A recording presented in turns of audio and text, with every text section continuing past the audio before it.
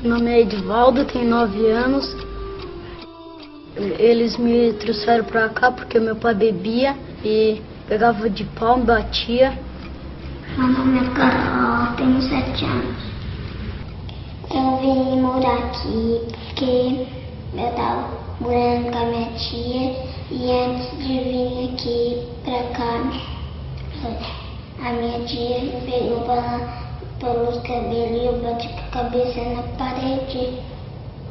Daí eu contei pra escola, a diretora chamou o consultor veio, contei tudo com o consultor e quando foi na hora de ir embora eu fui com o consultor lá falar com a minha tia. Depois eu vim pra cá. E por que você morava com a sua tia? Porque o meu padrasto tentou me estrupar. Daí a minha mãe escolheu ele que ficar comigo. Meu nome é Edna, tenho 9 anos, meu irmão tem 3 e outro tem 5. Eu tô aqui por causa que a minha mãe foi presa e meu pai e ela usavam droga. E também por causa que 2 homens foram lá na minha casa, pegaram o carro do meu pai, colocaram, pediram pra mim e pro meu irmão entrar dentro. Daí eles foram fazer um assalto e a gente não sabia. Daí eles roubaram uma padaria lá em Brusque. Daí a polícia foi de atrás e pegou a gente veio pro abrigo. Lá tinha estuprador, tinha lá um monte de gente drogada, tinha muitas boates. Às vezes eu saía na rua, tinha um homem que parava e falava pra mim ir pra dentro do carro, eu saía correndo. Um monte de mulher assim, de sutiã e saia de calcinha, de saia transparente ou furadinha. Era bem esquisito lá.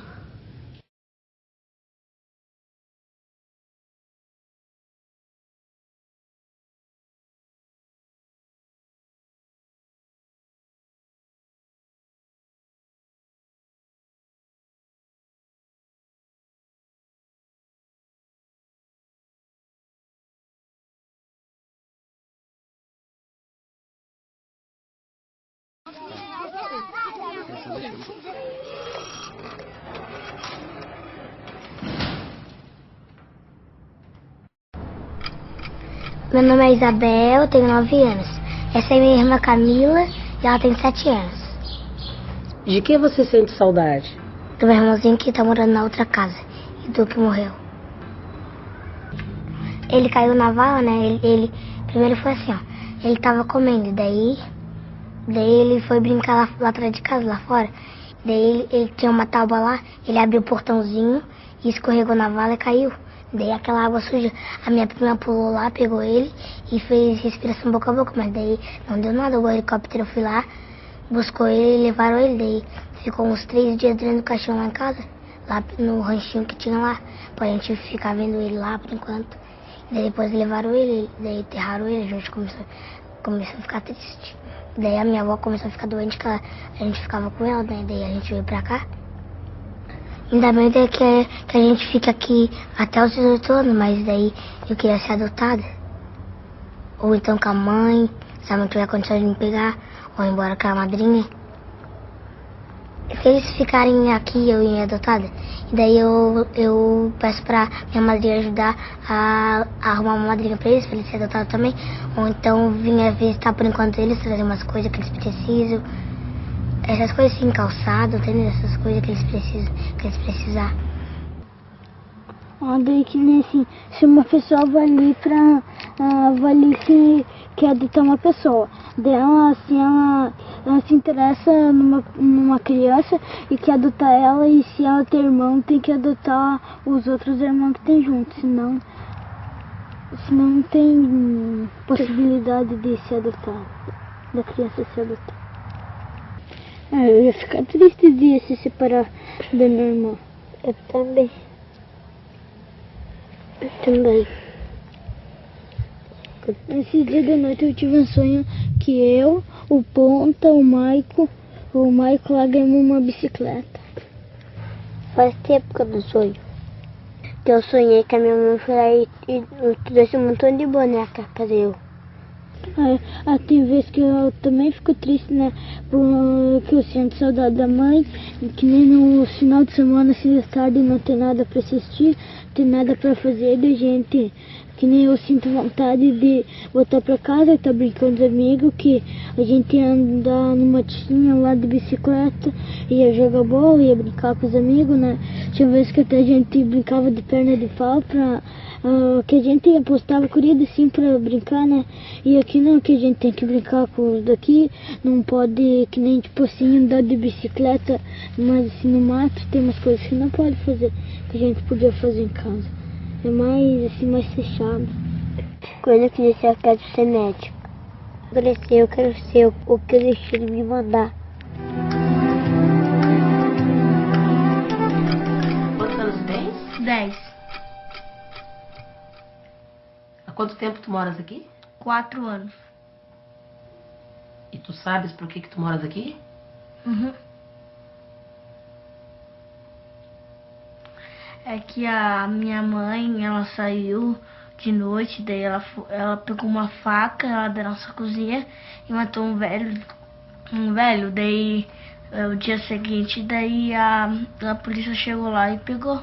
Daí depois o meu pai foi lá, chamou o táxi, daí eu fui embora junto com ele, depois dele vim pra cá.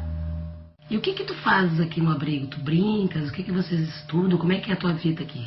Aqui nós primeiro acordamos, tomamos um café, fizemos que nem alguém da cozinha. Daí tem que já dar o café, daí lavar as louças, e depois tem que fazer o outro serviço.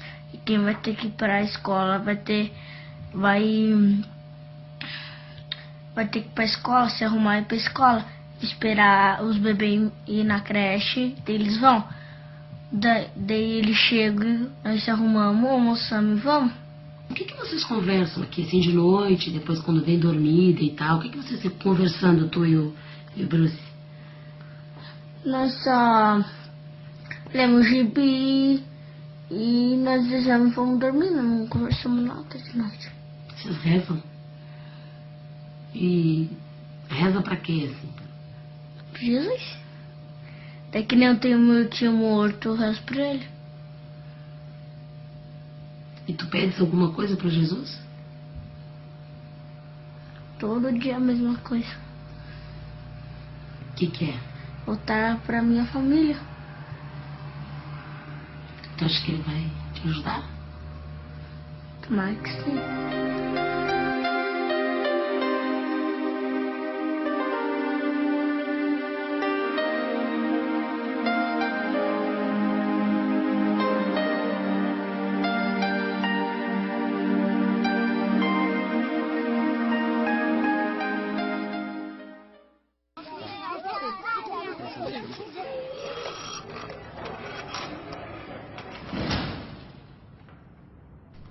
Da última vez que eu estive aqui, a Elis me chamou para conversar e tinham outras meninas junto. E vocês tinham me perguntado algumas coisas. Eu falei que eu não tinha essas informações na hora, que eu ia conversar com o pessoal da equipe técnica e que numa outra ocasião eu viria para conversar com vocês. Então hoje eu estou aqui para conversar com vocês. Se alguém quiser fazer alguma pergunta para mim, eu estou à disposição. É possível voltar para a minha família? Débora, possível? Você chegou há pouco tempo aqui e você já estava morando com uma tia, né? Então agora o pessoal da equipe do abrigo vai conversar com essa tua tia e ver da possibilidade de ela assumir ficar com você, mas não 1 mês, 2 meses, né? Assumir mesmo até você ser uma pessoa adulta. Se isso acontecer, é possível. Um dia eu vou poder voltar a morar com meu pai? Querido, eu torço para que isso aconteça, mas como eu falei antes para a Elise e para a Edna, depende muito mais deles do que de mim. Você sabe por que você veio para cá? Um pouco. O que você sabe? Que ele bate muito em mim e nos meus irmãos. Pois é. Então, assim, não depende de mim ele parar de bater em você. Depende dele querer isso, né? E eu não vou entregar você para ele continuar batendo em você, né? Agora, para isso, tem toda uma equipe que conversa com seu pai, que mostra para ele as coisas que ele está fazendo errado. E se ele optar por fazer essa mudança, com certeza você pode voltar. Eu vou ficar muito tempo aqui na casa? Alex, eu acho pouco provável que você volte para sua família, tá? Porque, por enquanto, seu pai e a sua mãe não mudaram, nem mostraram nenhum tipo de mudança de atitude com relação a vocês. Agora, outra possibilidade que existe é de vocês serem encaminhados para uma outra família. Eu sei que você não está aqui há muito tempo, mas que você já viu crianças que estavam aqui e que foram encaminhadas para outras famílias e que hoje estão bem. Agora, independente de ficar aqui, voltar para a tua casa ou voltar para uma outra casa que possa ser sua também, a gente vai se esforçar ao máximo, eu como juíza e as pessoas que trabalham aqui como equipe técnica, para fazer o que for melhor para você e para os teus irmãos.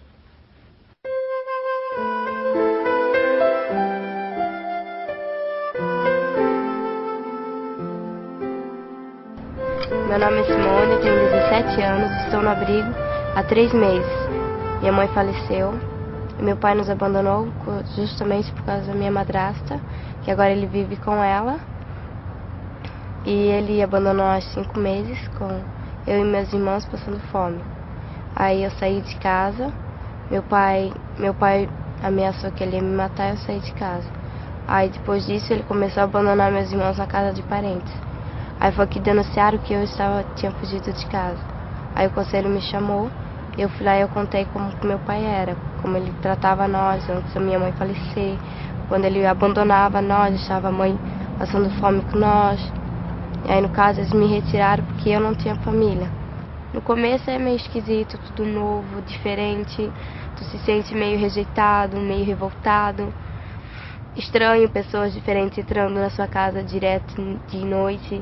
Tu não tem mais a tua privacidade que tinha antes. Tu perde praticamente um pouco da tua liberdade, tu vai perdendo.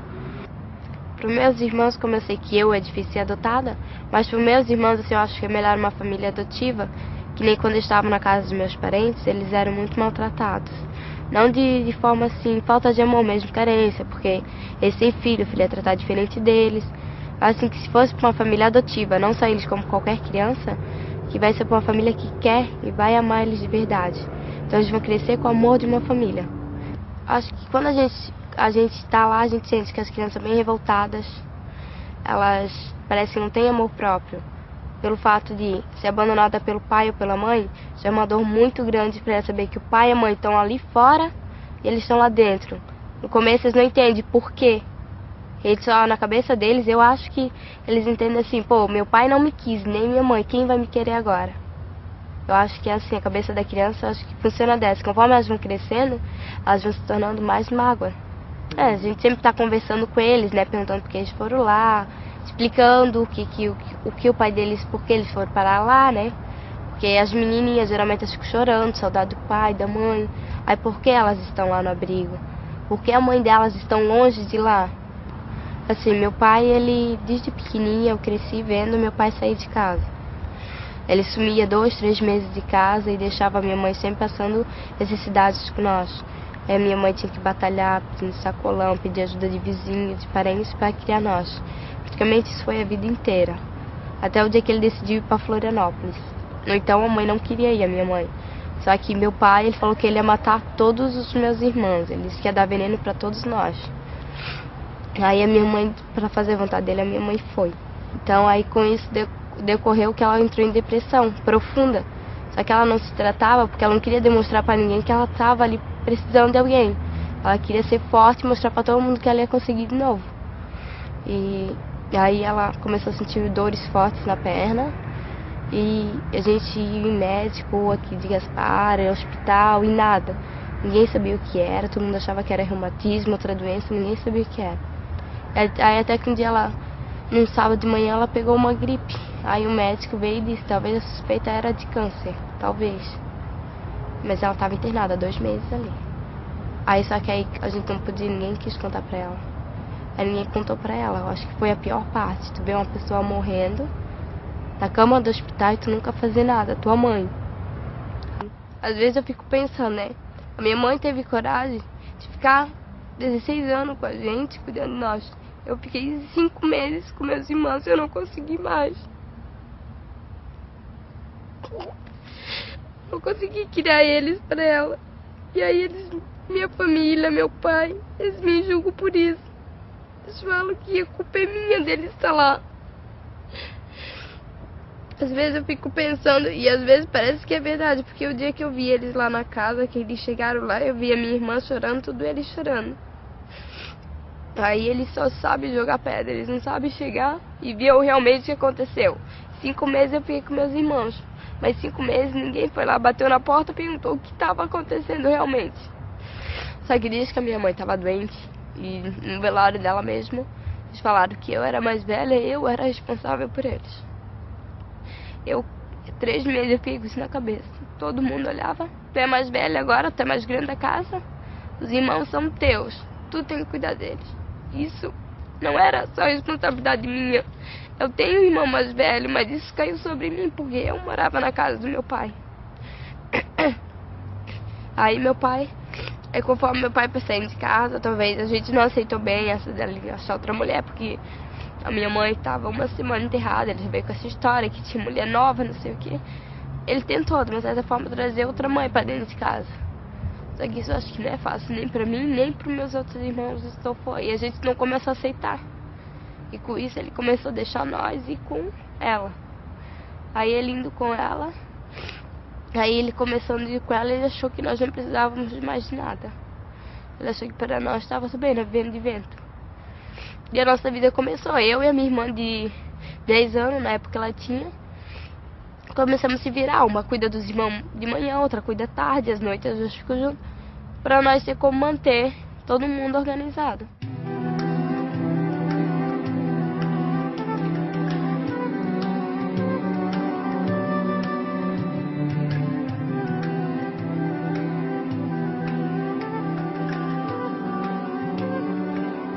O Marcos, ele foi criado aqui dentro da Casa Lar. É quase 4 anos que ele está aqui, ele tem 6. Então ele é desligado, totalmente desligado. Tanto que ele não fica muito ligado nesse irmão que ele tem aqui dentro. Um fica muito perto do outro. Nota que eles foram criados longe um do outro. Mas a gente trata ele um pouco diferente por causa do problema dele. Que ele é autista, não fala, é meio nervosinho. Na minha ideia, eu acho que faltaria mesmo uma família para ele. Só para ele, no caso. Porque aqui a gente trata todo mundo e ele junto, né? Então, se ele saísse daqui com uma família, ele ia ser melhor tratado, eu acho. Não assim, por causa daqui de dentro, mas pelo cuidado, né? Que daí ele vai ter um cuidado mais especial, né? Vai ter um pai e uma mãe. A maior alegria dele é quando ele pega a mochilinha dele e sai para o colégio. Principalmente para a escola da pai. Que é o primeiro colégio que ele começou a ir. E qualquer pessoa que vir, principalmente de carro, e que ele faz questão de puxar para ir. As pessoas não sabem aonde que ele quer ir. Mas ele quer que levem ele, né? Então, pelo meu entender, é que ele quer que levem ele para casa.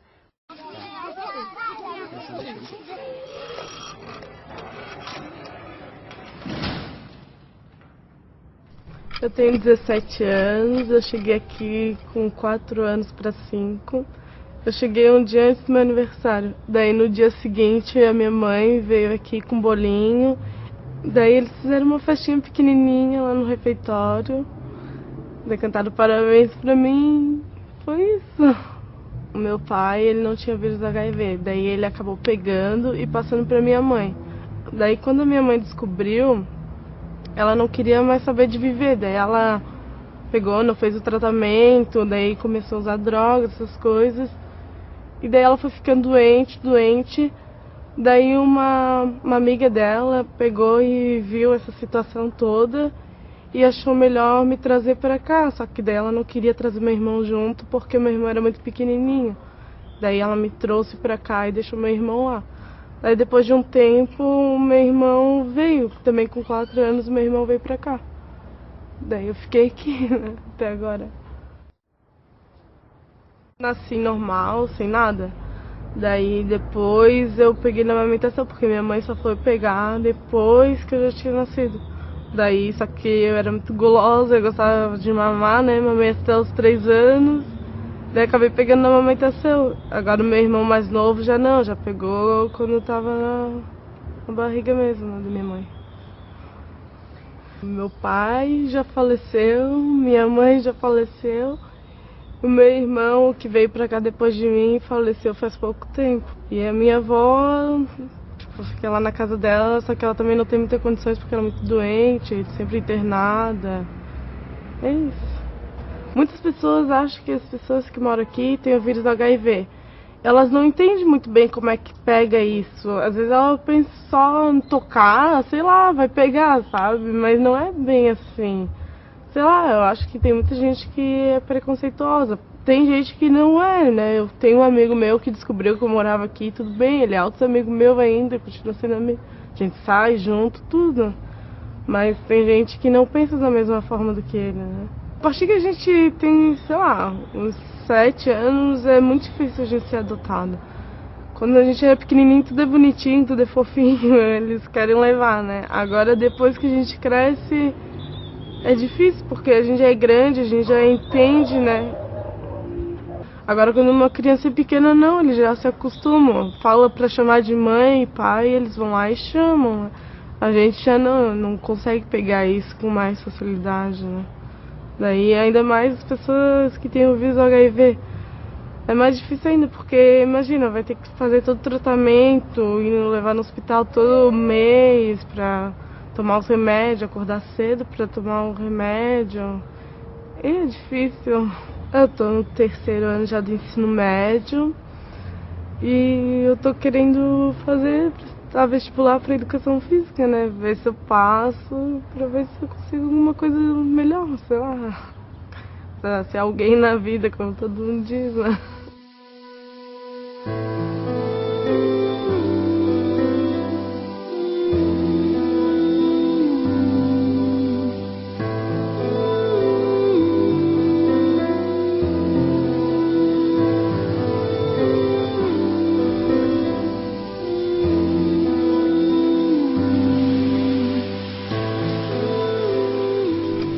Agora, no final do ano, eu faço 18, eu tenho que sair. Quando eu cheguei aqui, eu dormia no quarto ali do lado. Aí eles pegaram e falaram que iam botar no quarto sozinho, porque toda guria que chega aqui com filho tem que dormir no quarto sozinho. Aí eles me botaram aqui, daí eu tava com medo de dormir sozinha, daí eles botaram outro menino comigo. Aí eu pretendo uma casa pra morar com ele, botar ele na creche e trabalhar até eu fazer a idade, daí eu conseguir pra fazer faculdade.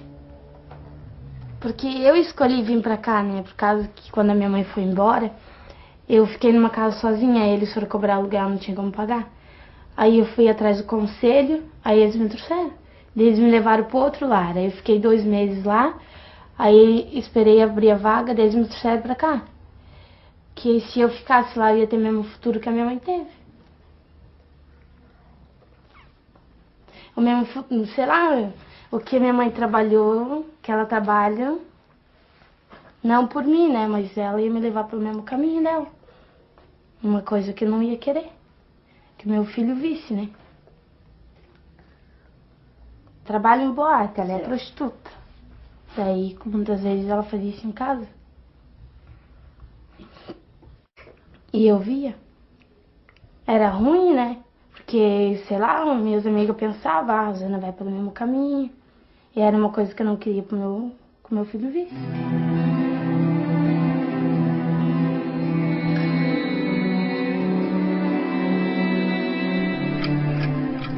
Tu vais fazer 18 anos e vais ter que deixar o abrigo.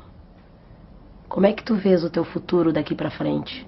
Uma psicóloga lá que bem dizer, convive conosco aqui, né? Daí ela disse que eu podia ficar até o final do ano aqui. Que eu vou fazer 18, né? Daí eu, sei lá, se eu não ficar até os 18 anos, eu penso em sair, pegar uma casa, levar minha irmã.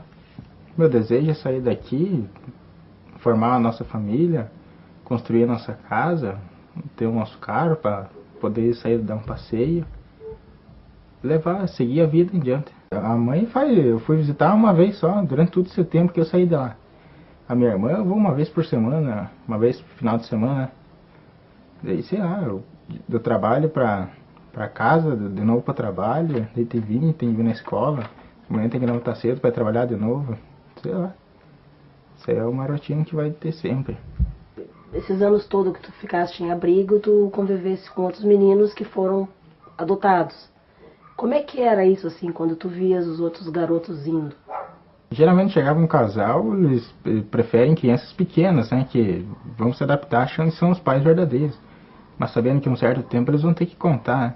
Daí, como nós, assim, sentia meio rejeitado, sei lá, questões de tamanho, sei, eu não dou muita atenção. Mas também pelo carinho que eles tinham por pessoas assim mais, vamos supor, sejam meio branquinha, né? Isso é uma questão de... eu não acho que vale a pena. Assim. Eles iam e nós ficava. E no caso, iam para uma família nova e nós continuava ali, passando o tempo e passando. Tu tá quantos anos assim nessa vida de abrigo, casalar? Ah, eu sei lá, dos 8 pra cá dá mais uns 9. Por aí. Só passando. Fazer o quê? Saudade da mãe, a irmã pode visitar uma vez por mês, né? No começo, que nem aqui nas outras, eu não me acostumei muito, né? Mas daí sabendo que não tem pra onde ir, não conhecer muito bem os lugares, assim, você, tipo, meio que se obriga a ficar. Sentia sozinho, isolado, né? Eles partindo, eu só ali. Já acho que senti meio solito. Meu nome é Fabiana, tenho 16 anos. Morei com minha mãe até os 3 anos. Ela morreu e não tinha condições de morar com meu pai, que meu pai era alcoólatra, drogado. E meu irmão tinha um irmão que morava com ele, né, que era drogado, e não tinha condições. Daí quando minha mãe morreu, antes da minha mãe morrer, ela estava muito doente, ela morreu de câncer. Daí ela falou pra minha tia que era pra minha tia pegar minha guarda. Daí eu fiquei com minha tia até os 9. Porque na verdade eu não tive infância. 5 anos, 6, eu fazia comida, ajudava a limpar a casa, não brincava de boneca, não sei o que é brincar, assim. Sim, às vezes aqui até as crianças, quando as monitoras, às vezes, assim, as crianças têm 9, 10, já dá pra limpar meses, coisas assim, varrer o chão. Só que eu falo pra elas, deixa elas brincar, porque eu falo porque eu não tive. Então deixa elas brincar até os 12, elas falam, não, mas os 12 anos, os 12 anos já tá na hora, não sei o que, mas deixa elas brincar até a última. Se tiver com 15, 16 anos e quiser brincar de boneca, deixa brincar de boneca. Mas, assim, quando eu era pequena eu não tive infância. E como não tô tendo adolescência, porque a adolescência é bem diferente do que tá aqui dentro. Acho que assim, ninguém consegue ficar aqui trancada 24 horas por dia, né? Eu não penso em ter um filho meu, eu não penso em casar, nada, eu penso em morar sozinha, e se for pra ter uma pessoa pra ficar junto comigo, uma criança que eu vou adotar da casa lar, eu penso assim. Porque, acho assim, eu já passei por aqui, né, então eu acho legal assim, né. Apesar assim de eu ser maior, eu via que o pessoal que vinha adotar só queria criancinha, bebezinho, loirinho do olho azul, escolhia. Então, hoje, tem gente que vem visitar a casa hoje. Se as monitoras não falar que eu moro aqui, eles não acreditam que eu moro aqui, eles acham que eu trabalho aqui. Então, assim, nesse ponto, assim, de adoção, de morar, de sair da casa lá, eu não dou bola, assim. Porque já apareceu várias famílias para me adotar, assim. Só que meu pai, pouco antes do meu pai morrer, meu pai ia na casa da pessoa, incomodava as pessoas. Daí, assim, depois que... Eu nem dou bola, assim, porque eu sei que não adianta, ninguém vai me adotar mesmo, vou fazer 16 anos, o pessoal só quer criança, então nem dou bola pra essas coisas. Eu queria saber quanto tempo tu tá aqui e por que tu tá aqui? Faz 2 meses, mais ou menos, que eu tô aqui. Minha situação é meio complicada, assim. Meu problema era com meu padrasto, na verdade. A minha mãe, em agosto do ano passado, ela deixou eu e meus irmãos com meu padrasto, que no caso é pai dos meus irmãos, mas não é meu pai. Eu tenho 3 irmãos comigo. Comigo 4. Aí ela deixou eu com ele e eu tive que me virar sozinha como mãe e irmã, né? Ele trabalhava fora, tudo, mas ele era usuário de drogas, coisa assim.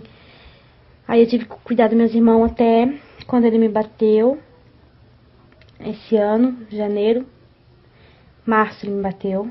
Aí eu denunciei e vim parar aqui. Tá, e tu, por que estás aqui? Minha história é um pouco complicada, né? Eu não sou daqui, sou do Paraná. E meus pais vieram morar pra cá, né? E eu fiquei morando um mês com a minha avó, senti saudade deles. E resolvi ligar e dizendo que eu queria vir morar com eles. Daí minha avó comprou passagem pra mim, peguei e vim morar com eles. E desde os 6 anos de idade, eu era assim abusada pelo meu pai. Ele começou a abusar de mim, fazia eu dele como a mulher dele. E daí, quando vim morar pra cá, acontecendo a mesma coisa, nunca parava. E resolvi sair de casa por 2 dias, enquanto ele ia parar de coisas e não ia voltar pra casa.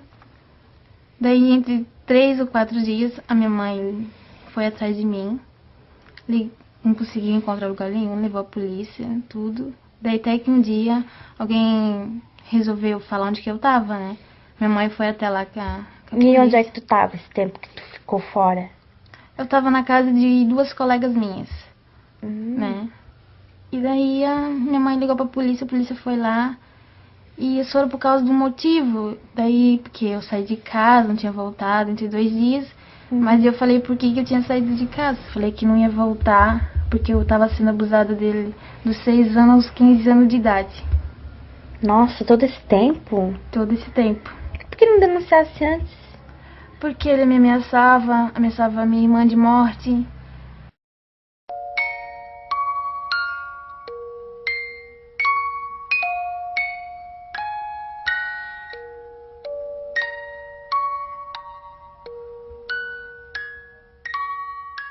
Meu nome é Ana Cristina, tenho 12 anos. Tenho um irmão que também está aqui na Casa Lar, que tem 14 anos. A gente está 9 anos aqui. Daí a gente veio para cá, para Casa Lar, porque minha mãe não tem condições financeiras. Nós não conhecemos o nosso pai. Eu perguntava para minha mãe e ela dizia que ele está em São Paulo. Eu gostaria de estar com a mãe para ter aquele carinho de mãe e assim poder estar com ela. Eu sinto saudade quando assim eu preciso desabafar, essas coisas assim. Porque daí aqui eu tenho as minhas amigas aqui que moram comigo, mas assim não é bem aquela mãe assim que dá um apoio, que já viveu, já sabe das coisas.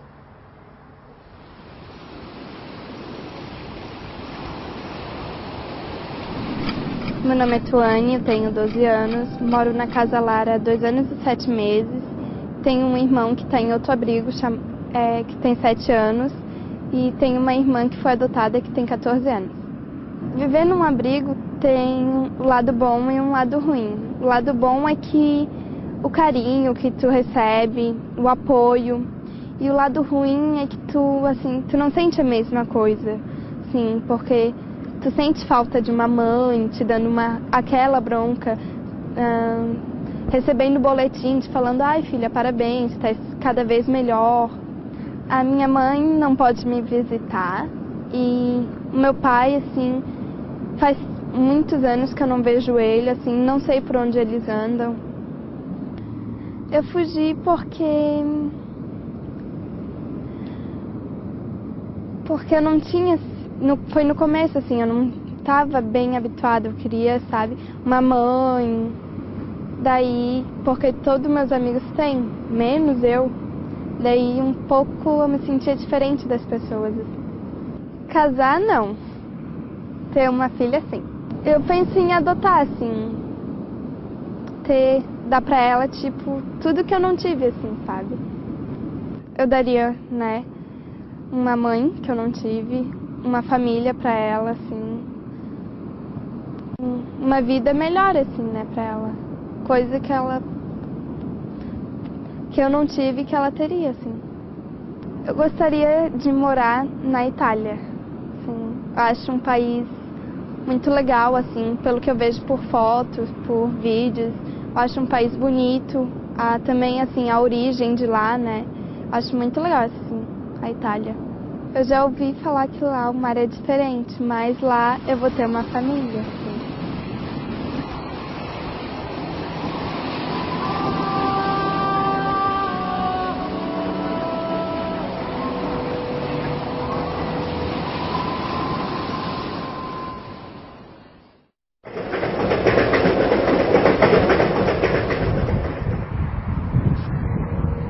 O motivo que eu vim pro abrigo foi que eu e meu primo aconteceu uma briga, daí aconteceu que daí a minha tia no outro dia levou a gente pra promotoria e a juíza perguntou o que tinha acontecido, o promotor também, e o que aconteceu, daí ela perguntou, daí ele tava drogado no momento, daí a gente pegou, ela falou assim que era melhor vir pro abrigo pra não acontecer essa briga de novo, a gente podia acontecer de até matar um outro, né, drogado, a gente não sabe o que faz.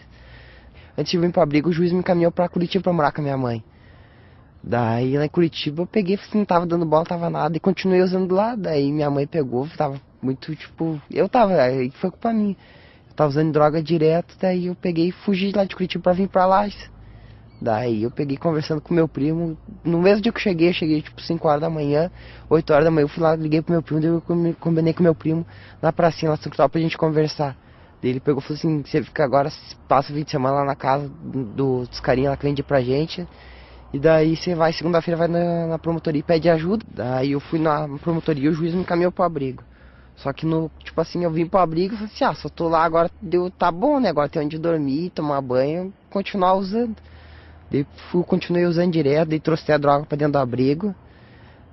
Se você não falar que tá no abrigo e você tiver papo, você fica com várias meninas, mas daí se você começar a falar que mora no abrigo, assim, tá aquela discriminação, assim, ó, piar no abrigo, o que meu pai vai achar de ficar com carinha desse, o que vão pensar de mim. No momento eu faço curso no Senai, já concluí um curso já, e agora eu tô fazendo outro, o diretor do Senai tá me dando chance, e eu tô aproveitando, vendo o que eu posso fazer pro meu futuro, pra mim sair do abrigo e ter, tipo, uma profissão pra me manter, arranjar um trabalho, constituir uma família, que minha tia sempre fala pra mim. Comecei a vir pros trilhos quando eu usava, né, daí, tipo, era um lugar mais sossegado, que não vinha polícia, assim, não aparece.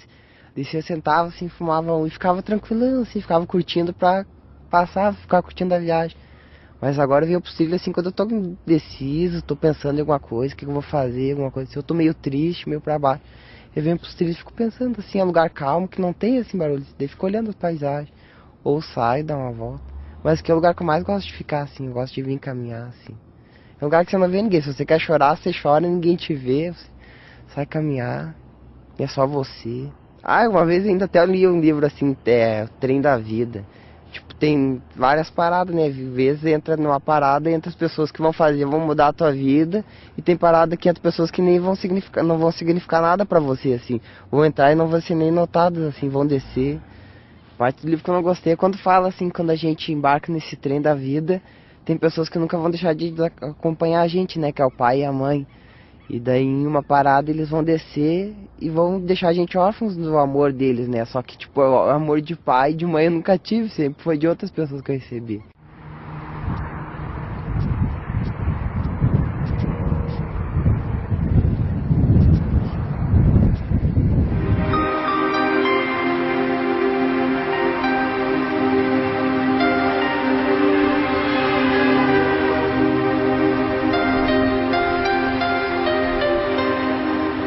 Nós temos aqui em Curitiba mais de 400 crianças abrigadas e cerca de 500 adolescentes. São quase 1000, né, entre crianças e adolescentes. Eu tenho para mim que para as crianças eu tenho uma medida digna, nobre, que seria a colocação em família substituta, a adoção, né, de preferência. Os adolescentes a gente procura encaminhar para tratamento, encaminhar para trabalho, né, dar uma boa escolarização, preparar eles profissionalmente para o futuro, porque aos 18 anos eles têm que se desligar das entidades. Mas eu penso assim que eu não tenho uma solução melhor para eles, e para as crianças eu tenho. Então, entre no dia a dia, nos processos, eu procuro assim priorizar mais aquelas crianças que estão mais ou menos para serem destituídas, para colocá-las então numa família substituta. A realidade de São Paulo com relação às crianças e adolescentes abrigados não difere, acredito que muito, do resto do país. Contamos hoje com São Paulo um número aproximado de 12 a 14 mil crianças e adolescentes institucionalizados. Não existe um número grande de crianças que estariam em condições de serem adotadas e que não são adotadas. O que existe são crianças que poderiam ser adotadas, mas que ninguém as quer, que nós chamamos dos inadotáveis. São aquelas crianças que têm algum tipo de deficiência, algum tipo de dificuldade. São crianças que já não são mais crianças, são adolescentes e que por isso não são desejadas por ninguém. Para essas crianças e adolescentes que não encontram acolhimento, né, no Brasil, com famílias brasileiras, a adoção internacional tem sido uma opção bastante útil, bastante interessante para eles. É a última opção e a última chance que essas crianças e adolescentes possuem. A Comissão Estadual Judiciária de Adoção do Paraná foi criada em 1989 e buscou inicialmente erradicar o tráfico internacional de crianças que graçava toda a região sul. A experiência foi positiva no estado do Paraná e buscou-se que ela se transformasse em lei federal. E magistrados paranaenses dirigiram-se a Brasília e conseguiram sensibilizar o legislativo brasileiro. E hoje a SEJA é o artigo 52 do Estatuto. A SEJA é um órgão vinculado à Corregedoria Geral da Justiça que trata das questões relacionadas à adoção internacional. Uma das principais funções, eu diria, é a habilitação de candidatos estrangeiros e a viabilização da colocação familiar das crianças não adotáveis por brasileiros. São crianças que vivem em abrigos, que têm em média de 8 a 14 anos, muitos grupos de irmãos, crianças que já viveram experiência de colocação familiar e não deu certo, foram devolvidas, mas que mesmo assim querem muito uma família, elas pedem, elas querem viver em família, elas querem paz, e isso é o que nos compromete. Como compatibilizar esse interesse de tantos pretendentes à adoção de terem filhos com o desejo forte dessas crianças que querem paz? Esse é um desafio.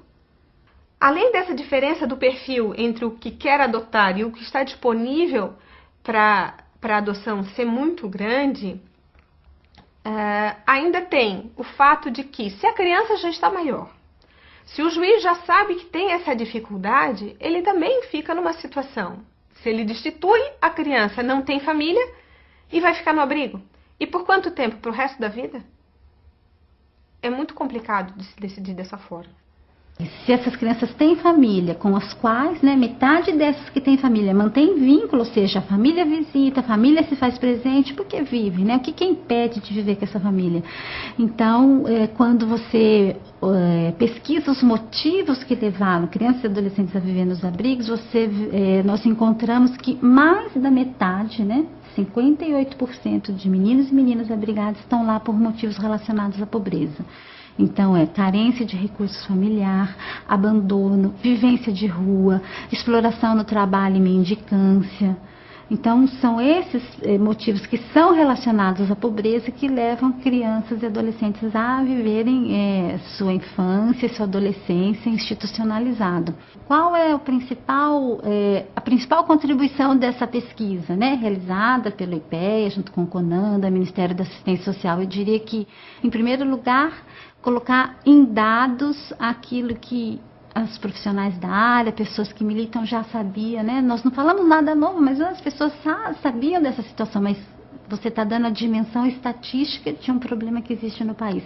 E outro, de mostrar que os dois princípios, que são os princípios basilares da medida de abrigo, que é a brevidade e a exceção da medida, eles caem por terra quando você vê que crianças e adolescentes são abrigados por motivos que não justificam o abrigamento e, por outro lado, como a dificuldade dessas crianças conseguirem sair do abrigo. E a outra estatística que mostra que de todas as crianças encontradas nos abrigos no momento que nós realizamos a pesquisa, em 2004, apenas 10% poderiam naquele momento serem adotadas, porque apenas essas tinham o processo de destituição do poder familiar concluído. E aí, por que acontece isso? A maioria fica no que a gente chama, fica no limbo, porque de um lado fica numa situação muito difícil até de você identificar o abandono, porque a família não abre mão do seu, da sua tutela, do seu poder familiar. E, por outro lado, também não quer e não tem condições de ter aquela criança de volta. Então, como caracterizar o abandono? Como levar a adoção uma situação nesse sentido? Aí as crianças vão ficando mais velhas, cada vez mais difícil você encaminhar, para adoção. Tem pesquisas e pesquisas que mostram todas as sequelas que ficam de um período muito prolongado de institucionalização. É muito fácil, você colocar uma criança no abrigo, é muito fácil entrar no abrigo, ou seja, a porta de entrada dessas instituições é muito ampla. Então, se de um lado você tem uma porta de entrada ampla, a saída, é uma porta bastante estreita, e aí vem o outro lado da pesquisa que veio mostrar, então, que crianças e adolescentes acabam ficando toda uma vida institucionalizada. E isso veio mostrar, então, que esse direito à convivência familiar, ele não vem sendo concretizado, no nosso país.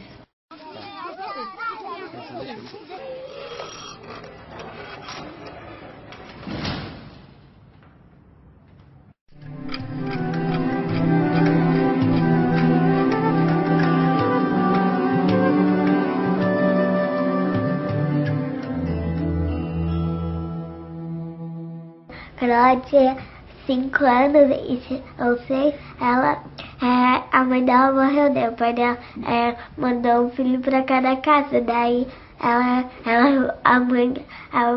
minha avó agora adotou ela. Família para mim é tudo. Tudo que eu faço é em virtude da família, é a coisa mais importante, Então a gente valoriza muito o convívio, Eu sempre, desde que a gente começou, sempre soube que a Almi foi adotada. Ela sempre me contou, no início, já início de namoro. Mas algo que para a gente foi assimilado naturalmente, E claro, a gente sabe que foi uma passagem traumática, Mas a vida se passa por várias situações. O importante é superar essas situações e não viver no passado. Então, o que a gente vive hoje é o presente, Pensando nos nossos filhos, e dar o melhor que é possível. A gente já pensou em adoção também, Mas ainda não é algo que ainda a gente pôde alcançar. Eu não estava planejando um outro bebê. Até talvez o próximo fosse adotado, mas esse foi acidental e esperamos, ter a possibilidade de aumentar a família. A gente gosta desse convívio, adoramos criança, E gostamos da casa com barulho, com a alegria da criança, acho que muda bastante a nossa vida. Como eu tive uma família, para mim era desestruturada, foi totalmente rompi todos aqueles laços familiares. Ao mesmo tempo eu sempre tive muito medo, assim, eu gostava da família que eu estava, mas eu tinha medo que se rompesse também, porque a gente sempre fica naquela insegurança. A partir do momento que uma vez se rompeu, tu acha que tu nunca mais vai ter uma família, Então eu sempre tive medo. Era minha família, mas ao mesmo tempo estava sempre com o pé atrás. Opa, daqui um pouco pode não ser mais, sabe? Acho que a gente cresce com essa insegurança, E na família que eu cresci, foram dos 6 até 18 anos eu fiquei em Rio do Sul. Então foram 12 anos de convivência ali, E é a fase de formação. Na família que eu cresci, eles não era uma família alemã, não tinha essa coisa de dar carinho, de palavra de incentivo, sabe, essa coisa. E é uma coisa que a gente faz muito com a Sofia, muito, muito, muito, muito incentivo, muito carinho, muito beijinho. A gente fala o dia inteiro, todos os dias ela ouve eu te amo, todos os dias a gente fala para ela o quanto a gente ama ela, o quanto a gente gosta dela. Ao mesmo tempo, assim, como jornalista e como também já trabalhei muito esse tema, ao mesmo tempo eu fico pensando que isso não é uma coisa... Eu não tenho um diferencial de mãe por ter sido abandonada na infância, por essa coisa. Eu acho que todas as famílias enfrentam problemas. Todas as mães têm dificuldade.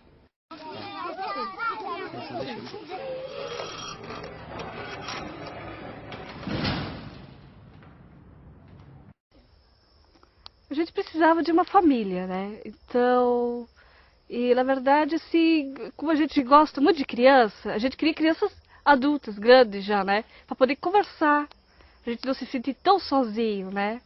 Uma criança assim que nem elas, a gente pode conversar, contar história, elas fazem perguntas pra gente, né? Então, para nós foi uma alegria enorme, assim, que as duas são comunicativas, gostam de brincar, gostam de música, gostam das mesmas coisas que a gente gosta. Então, a adaptação foi muito fácil pra gente, porque eu cresci com crianças adotivas, sei como é que é importante para uma criança que não tem pai e mãe ter uma família. A gente já estava se preparando um pouco mais, é bastante esquisito assim até, né?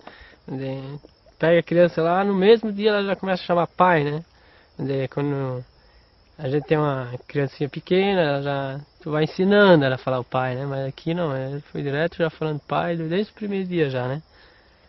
Aí foi um pouco esquisito, mas agora é uma alegria total, né? Pra nós foi rápido, né? Foi bem rápido, deu uma entrada. E eu, assim, fiquemos, na verdade, 3 meses, assim, fazendo, assim... A papelada, né? A papelada, né? Mas quando entrou o processo, no segundo dia já fomos chamados. Ficamos, na verdade, um dia no cadastro. Um dia no cadastro. Assim, pra gente, a gente queria de 0 a 10 anos, a gente optou, né? E, na verdade, por irmãos, porque a gente não queria que separasse irmãos. Que isso é muito importante também para as crianças se adaptarem com a gente. E tanto fazia a cor. De cor, nós não... Pra mim, pra ela, tanto faz a cor, né? Porque tudo igual, pra mim é gente, né? Não tem cor e nem idade, não tem nada. Realmente elas não, até agora não fizeram essa pergunta ainda. Por que nós somos loiros e elas são morenas, né? Mas pra elas somos todos iguais. Pra nós também, somos todos iguais. Eu disse pra ela perguntou no primeiro dia que ela veio da escola, ela disse, mãe, na minha sala não tem ninguém igual a eu. A Jéssica foi essa, né? Não, a Ana Paula. Ana Paula? Então eu disse, por quê? Ela não soube responder. Eu disse, não somos todo mundo igual. Não importa se um tem uma pele mais escura ou pele mais clara. Eu disse, eu e o pai somos igual? Ela disse, não. Eu disse, o pai tem o olho claro, mas a mãe tem o olho escuro, que nem de vocês. E o coração de cada pessoa é vermelho, o sangue de cada pessoa é vermelho, então não importa como é que a gente é por fora. Assim, elas eram bastante curiosas, né? Elas perguntavam por que aquilo tinha tanto movimento, por que não tinha sinaleira, né? Como elas vieram de uma cidade grande, que é Florianópolis, aqui Ibirama é uma cidade pequena, então, na verdade, como elas não conheciam vaca, cavalo, cachorro, galinha, então para elas, a primeira vez que elas viram, fizeram um escândalo, uma gritaceira. E por que a vaca, aquela vaca tinha chifre, aquela outra não? E por que o boi era diferente, né? Por causa que a vaca tem as tetinhas, né? Então, elas tinham curiosidade de saber a diferença entre os bichos, né? Que nem na comunidade que já tem um caso de adoção, que é a nossa vizinha, adotou a Andressa, desde pequenininha já, né? E como ela é agora amiga da Ana Paula e da Jéssica, elas brincam bastante juntas, ela vem aqui, mora bem pertinho, né, ao lado. E à noite? E à noite, a Andressa, antes de nós pegar ela, já estava passando a noite sem dormir, porque é ansiosa de ver elas, como é que elas são, se vão gostar dela para brincar também, né. Curiosa assim também, né, querendo brincar com ela já, nem... O que eu sou? Mama. Que nem mama é mãe em alemão, né?